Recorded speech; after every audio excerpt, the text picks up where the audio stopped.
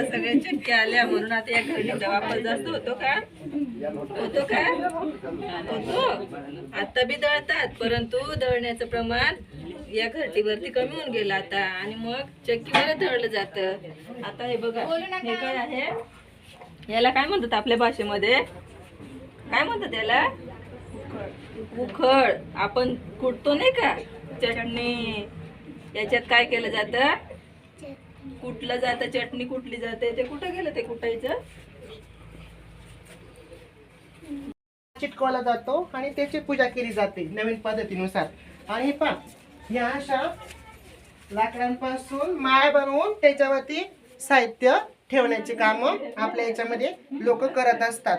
आणि ह्या बघा, ह्या अशा जुन्या पद्धतीत मातीचे घर, वयानं वगैरे हे सगळे लावून घर आपले मातीचे बांधले जात आहेत. पण आता सगळीकडे ना सिमेंटचेच घर बांधले जातात. हे पहा, वखर आता ते वखराने जास्त काही बैलजोडीचं काम करत नाही.